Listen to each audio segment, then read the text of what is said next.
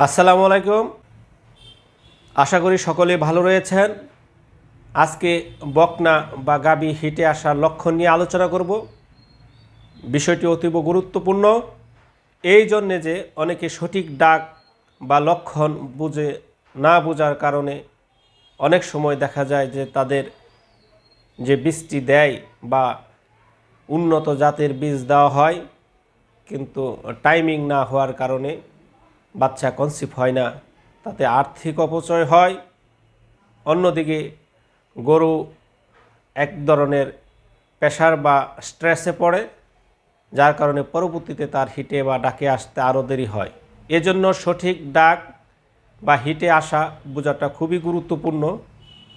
এটি যদি বুঝতে না পারেন তাহলে আপনি যেখানে প্রতি বছরে একটি করে বাছুর পাওয়ার কথা, সেইখানে আপনি 1.5 বছর বা 2 বছর লেগে যেতে পারে, সেখানে আপনার আর্থিক ক্ষতি হতে পারে।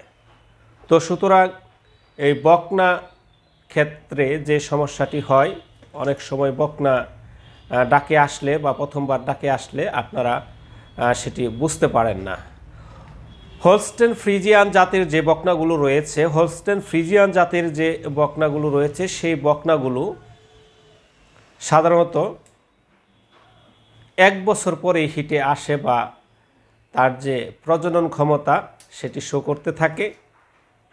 কিন্তু শাহিওয়াল বা জার্সি গরু বকনাগুলো একটু দেরিতে হিটে আসে। তো হোলস্টেন ফ্রিজিয়ান জাতের যে উন্নত বাছুরগুলো, সেগুলো 1 বছর পরে আসলেও আমরা প্রথমেই বীজ দেব না। সাধারণত বকনা গরু হিটে আসলে বা বকনা গরু যদি ডাকে আসে, সেক্ষেত্রে বীজ দেওয়ার উপযুক্ত বয়স হচ্ছে 18 মাস, অর্থাৎ 1.5 বছর। 1.5 বছর আগে আপনারা বীজ দিতে যাবেন না, দিলে কিছু ক্ষতি হতে পারে। সেই ক্ষতিগুলো হচ্ছে যে যদি আপনি 1.5 বছর আগে আপনি বীজ দিয়ে ফেলেন, তাহলে সেটি টাইমিং নাও হতে পারে।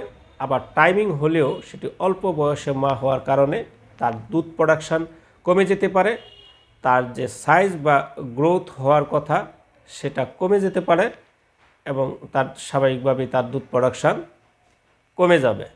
সুতরাং 1 বছরে হিটে বা ডাকে আসলেই আপনারা কখনোই বীজ নিতে যাবেন না, এবং প্রথমবার ডাকে বা হিটে আসলেও আপনারা বীজ দিবেন না। 2-1টি ডাক প্রথম অবস্থায় পরিপূর্ণ নাও থাকতে পারে, সেজন্য প্রথম অবস্থায় 1-2টি ডাকে বীজ দেওয়া উচিত নয়। তাতে কি হয়, যদি বীজ দেন হয় টাইমিং হয় না, নতুবা ইনজুরি বা সমস্যার কারণে পরবর্তীতে ওই বকনাটি আর 3 মাস বা 4 মাস এমনকি 6 মাস যাবত আর হিটে আসে না। এই সমস্যাটা হতে পারে। সুতরাং প্রথম দিকে বকনা ইরেগুলার ডাক বা হিট থাকতে পারে। আমরা জানি যে 21 দিন বয়সে 21 দিন পর পর বকনা বা গাবি হিটে আসে। এই যে 21 দিন পর পর হিটে আসা, সেটা যখন রেগুলার হবে তখনই বীজ দেওয়া উত্তম। অর্থাৎ বকনা গরু প্রথম হিটে আসার পরে যদি 2 মাস পরে হিট আসে, তাহলে সেটা তার নিয়মিত না। কিন্তু 1 মাস প্রথমবার হিটে আসার পরে যদি আবার 21 দিন পরে হিটে আসে, তাহলে সেটা নিয়মিত, তখন আপনারা বীজ দিতে পারবেন। অর্থাৎ 21 দিন পর পর যদি হিটে আসে, আপনারা বীজ দিতে পারবেন। এখন লক্ষণ হচ্ছে বিভিন্ন ধরনের গরু বা বিভিন্ন জাত ভেদে লক্ষণ বিভিন্নভাবে প্রকাশ পায়। তবে কিছু কমন বৈশিষ্ট্য হচ্ছে যে সে প্রচণ্ড যখন হিটে আসবে অস্থির ভাব দেখাবে, কোনো গরু অস্থির ভাব দেখায় না, শুধু মিউকাস যায়। তো সেক্ষেত্রে একটু জটিল হয়ে যায়। সেক্ষেত্রে তাছাড়া আরও যে বৈশিষ্ট্যগুলো রয়েছে, যেমন গাভীর ক্ষেত্রে দুধ প্রোডাকশন কিছুটা কমে যেতে পারে, অনেক সময় ঘন ঘন প্রস্রাব করতে পারে, তারপর উচ্চ স্বরে ডাকাডাকি করতে পারে, পাশের গরুর উপরে লাফ দিয়ে উঠে যেতে পারে, তারপর যে যোনিপথ বা ভ্যাজাইনা সেটি ফুলে থাকতে পারে, এবং সাধারণত দেখা যায় যে অনেক সময় সাধারণত তার খাওয়া দাওয়া বন্ধ করে দিতে পারে। তো সুতরাং এই লক্ষণগুলো যদি হয়, তাহলে আপনারা বুঝতে হবে যে গাভীটি হিটে আসছে অথবা বকনা গাভীটি হিটে আসছে। সেক্ষেত্রে যদি পর্যাপ্ত পরিমাণে মল বা মিউকাস থাকে তাহলে সেটি ধরে নিতে হবে সে ডাকে রয়েছে। কিন্তু কথা হচ্ছে যদি সাইলেন্ট হিট হয় বা বোঝা যায় না, এতটা উত্তেজিত হয় না বা ডাকে না, সেক্ষেত্রে আপনাদের আইডেন্টিফিকেশন করা একটু জটিল বিষয়। সেক্ষেত্রে আপনারা ইচ্ছা করলে সার আপনারা ব্যবহার করতে পারেন। যদি তার প্রকৃত ডাক থাকে তাহলে সার সেখানে উঠবে বা সেখানে সে জাপ দিবে। কিন্তু আপনি যদি সেটা পুজ বা অন্য কোনো ফলস ডাক হয় সেখানে সার এতটা আগ্রহ দেখাবে না। তাছাড়া আপনারা দক্ষ যে এআই কর্মী রয়েছে তারা যদি হাতে পালপেশন করে সেখানে সার্ভিক্সের মুখ খোলা থাকে এবং সেখানে যদি পর্যাপ্ত পরিমাণে মিউকাস থাকে তাহলে হিটে আসা যে সঠিক সেটি স্পষ্টত বোঝা যায়। তো সুতরাং এই যে হিটের লক্ষণগুলো, হিটে আসলে আপনারা সকালে যদি হিটে আসে বিকালে বীজ দিবেন, বিকালে যদি হিট আসে তাহলে পরের দিন সকালে আপনারা বীজ দিবেন। অর্থাৎ 12 থেকে 18 ঘন্টার মধ্যে কিন্তু বীজ দিতে হয় এবং 18 ঘন্টার পরে বীজ দেওয়ার পরেও যদি আপনার দেখা যায় যে কিছু কিছু গরু বা গাভী 2-3 দিন মল বা বাঙ্গে বা ডাক থাকে, সেক্ষেত্রে আপনি 24 ঘন্টা পর আপনি পুনরায় দিতে পারবেন। তবে একবারে দুটি দেওয়ার কোনো উপকারিতা নাই, আপনি 24 ঘন্টা পর পর ইচ্ছা করলে বীজ আপনি দিতে পারবেন। তবে ডাকে আসার সাথে সাথেই কিন্তু আপনারা বীজ দিবেন না, কারণ হচ্ছে যে উপযুক্ত টাইমিং একটি গুরুত্বপূর্ণ বিষয়। অনেক সময় দেখা যায় বেশিরভাগ বকনা বা গাভী শেষ রাতে ডেকে থাকে, সেক্ষেত্রে যদি আপনাদের খুব তাড়াহুড়া করে সকালে আপনারা বীজ দিয়ে দেন তাহলে কিন্তু সেটি কনসিভ নাও করতে পারে। এজন্য আপনারা অবশ্যই সকালে বা ভোর রাতেও যদি ডাকে আপনারা অবশ্যই বিকালে দিবেন, যেহেতু 12 থেকে 18 ঘন্টা তার প্রপার টাইম এবং সেটি আপনারা দিতে পারবেন। সাধারণত এই বকনা গরুগুলো বিশেষ করে অনেকেই হয়তো বলেন যে বকনা গরুতে 100% অথবা অন্য ভালো বীজ দেওয়া যাবে কিনা। সেই ক্ষেত্রে দেখা যায় যে আপনি যদি সঠিকভাবে যত্ন নিতে পারেন তাহলে আপনি দিতে পারবেন। তাছাড়া আপনি প্রথমে 75% এইরকম বীজ দেওয়াই ভালো। তবে আপনি যে জাতের বকনা সেই জাতের সার দিয়ে বা সারের বীজ দিয়ে কিন্তু বীজ দেওয়ার চেষ্টা করবেন।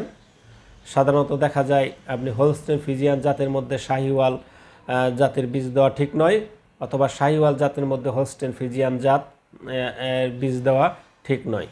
বকনাটা পরবর্তীতে কতটুকু দুধ দিতে পারে এবং এই বকনাটা পরবর্তীতে কতটুকু দুধ দিলে এই বাছুরের জন্য ভালো হবে। কারণ আপনি যদি 100% বীজ দিয়ে দেন এবং বকনা বা গাভীটি যদি সেটি 5 লিটার বা 4 লিটার দুধ না দেয় তাহলে বাছুর ক্ষীণকায় হবে এবং সে অপুষ্টিতে ভুগবে। সুতরাং আপনি অবশ্যই 100% বীজ দিতে পারবেন যদি সেটি আপনি ভালো দুধালু বা উন্নত জাতের বকনা হয়, অথবা সে দুধ দিতে পারে বেশি এইরকম আপনার মনে হয় এবং আপনিও তাকে পর্যাপ্ত পরিমাণে খাবার এবং যত্ন নিতে পারবেন, সেই রকম অবস্থা যদি থাকে তাহলে অবশ্যই আপনি 100% বীজ আপনি দিতে পারবেন।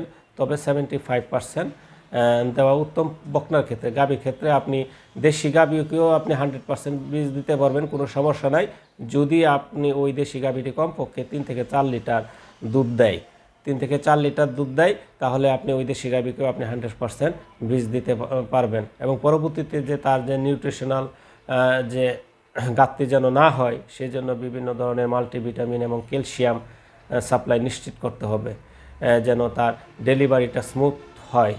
তো সুতরাং এই বিষয়গুলো আপনারা যদি নজরে রাখেন তাহলে আপনারা সেখানে 100% বীজ দিতেও কোনো সমস্যা নেই। তো আপনি বীজ দেওয়ার পরে বা আগে থেকে আপনি বিভিন্ন ধরনের ভিটামিন যেগুলো বাচ্চা কনসিভ করতে সহায়তা করে, প্রজনন ক্ষমতা বৃদ্ধিতে সহায়তা করে, সেই ভিটামিনগুলো আপনারা সেবন করতে পারবেন। যেমন ভিটামিন সেবন করাতে পারবেন, যেমন ভিটামিন ই এবং ভিটামিন AD3 ই এবং সেলেনিয়াম জাতীয় যে ট্যাবলেটগুলো রয়েছে সেগুলো কিন্তু আপনি খাওয়াতে পারবেন। পাশাপাশি ইনজেকশনও দিতে পারবেন তার কনসিভ গ্রোথ বৃদ্ধির জন্য। এবং সেক্ষেত্রে অনেক সময় রিপিট ব্রিডিং দেখা যায়, অর্থাৎ 3-4 বার বীজ দেওয়ার পরও ডাকে না বা বাচ্চা কনসিভ করে না। সেক্ষেত্রে কিন্তু বাচ্চা কনসিভ না করলে আপনারা অবশ্যই এই ভিটামিনগুলো দিতে পারেন, অথবা হরমোন ইনজেকশন আপনারা দিয়ে তারপরে বীজ দিতে পারবেন, তাহলে ইনশাল্লাহ কোনো সমস্যা হবে না। তো সকলেই ভালো থাকুন, সুস্থ থাকুন, এই আশাবাদ ব্যক্ত করে এখানেই শেষ করছি। আসসালামু আলাইকুম ওয়া রাহমাতুল্লাহি ওয়া বারাকাতুহু।